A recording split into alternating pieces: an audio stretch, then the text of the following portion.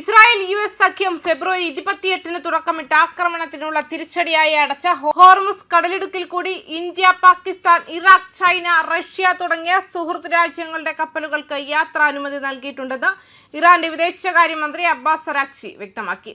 Iran consulate ജനറലാണ് അരാഗ്ചിയുടെ പ്രസ്താവന പ്രസിദ്ധീകരിച്ചത്. കടലിടുക്ക് അടച്ചതുവഴി ആഗോളതലത്തിൽ ഊർജ്ജ പ്രതിസന്ധി ഉടലെടുത്തിരിക്കെയാണ് ഇതുവഴി കടന്നുപോകാൻ അനുമതി നൽകിയ സുഹൃത്ത് രാജ്യങ്ങളുടെ പേര് ഇറാൻ പറയുന്നത്. ഇറാന് നേരെയുള്ള ആക്രമണത്തെ അനുകൂലിക്കാത്തവയും ഇറാൻ മുന്നോട്ട് വെച്ചിരിക്കുന്ന സുരക്ഷാ മാനദണ്ഡങ്ങൾ പൂർണ്ണമായും അനുസരിക്കുന്നവയുമായ കപ്പലുകൾക്ക് ഹോർമുസ് വഴി സുരക്ഷിതമായി കടന്നുപോകാമെന്ന് കഴിഞ്ഞ ദിവസം അവർ വ്യക്തമാക്കിയിരുന്നു. ഹോർമുസ് വഴി പോകാൻ ശ്രമിക്കുന്ന ശത്രുക്കളുടെ കപ്പലുകളെ മാത്രമേ ആക്രമിക്കൂ എന്ന് ഇറാൻ മുൻപ് പലതവണ പറഞ്ഞിട്ടുണ്ട്.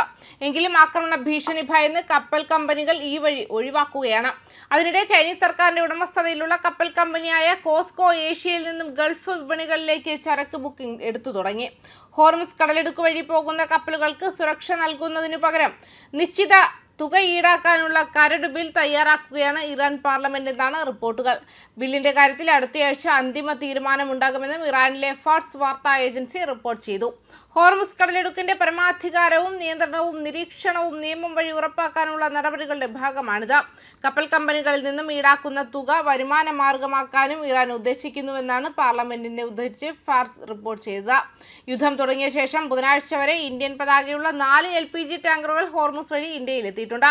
അതേസമയം ഇറാനുമായുള്ള US-ഇസ്രായേൽ സംഘർഷങ്ങൾ ലഘൂകരിക്കുന്നതിൽ പ്രധാനമന്ത്രി നരേന്ദ്രമോദിക്ക് നിർണായക പങ്ക് വഹിക്കാൻ കഴിയുമെന്ന് ജിയോ പൊളിറ്റിക്കൽ റിസ്ക് ഉപദേഷ്ടാവ് കേണൽ ഡഗ്ലസ് മക്ഗ്രഗർ വ്യക്തമാക്കി. ഒരു മധ്യസ്ഥൻ എന്ന നിലയിൽ പാകിസ്ഥാന്റെ വിശ്വാസ്യതയെയും അദ്ദേഹം ലക്ഷ്യം വെച്ചു. ANIക്ക് നൽകിയ ഒരു പോഡ്കാസ്റ്റിൽ ആഗോള ക്രമം മാറുന്നതിന്റെ വ്യക്തമായ ചിത്രം ഡഗ്ലസ് വരച്ചുകാട്ടി. ഒരു വഴി കണ്ടെത്താൻ സഹായിക്കുന്നതിന് ഇന്ത്യ മിക്ക രാജ്യങ്ങളെക്കാളും മികച്ച നിലയിലാണെന്നും വാദിച്ചു.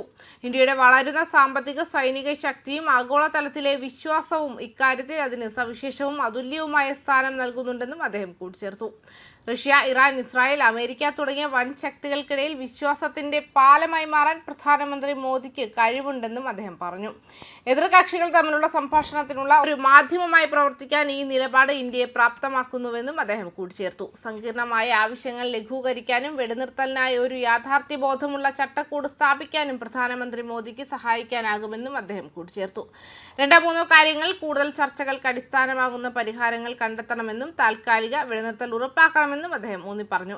ട്രംപുമായി ബന്ധപ്പെടാനും ഈ പ്രക്രിയയിൽ ഇന്ത്യ കൂടുതൽ സഹകരിക്കുമെന്ന് പ്രത്യാശ പ്രകടിപ്പിക്കാനും പ്രധാനമന്ത്രി മോദിയോട് മക്ഗ്രഗർ നിർദ്ദേശിച്ചു. പാകിസ്ഥാനെ സംബന്ധിച്ചിടത്തോളം അതിനൊരു നിഷ്പക്ഷ മധ്യസ്ഥരാകാൻ കഴിയില്ലെന്നും അദ്ദേഹം വ്യക്തമാക്കി. കത്തുന്ന കെട്ടിടത്തിൽ ഒരാൾ നിങ്ങൾക്ക് ഒരു മുറി വാഗ്ദാനം ചെയ്യുന്നത് പോലെയാണ് പാകിസ്ഥാന്റെ ഇടപെടലെന്നും മക്ഗ്രഗർ പറഞ്ഞു. പാകിസ്ഥാന്റെ സാമ്പത്തിക പ്രശ്നങ്ങളും ആഭ്യന്തര വെല്ലുവിളികളുമാണ് ഇതിനുള്ള പ്രധാന കാരണങ്ങളായി അദ്ദേഹം ചൂണ്ടിക്കാട്ടിയത്.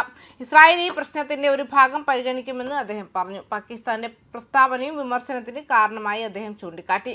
ഇസ്രായേൽ ആണവായുധങ്ങൾ ഉപയോഗിച്ചാൽ തിരിച്ചടിക്കുമെന്ന് പാകിസ്ഥാൻ പറഞ്ഞിട്ടുണ്ടെന്നും അതിനാൽ ഒരു കരാറിലും മധ്യസ്ഥത വഹിക്കാൻ പാകിസ്ഥാന് വിശ്വാസ്യതയില്ലെന്നും അദ്ദേഹം വ്യക്തമാക്കി.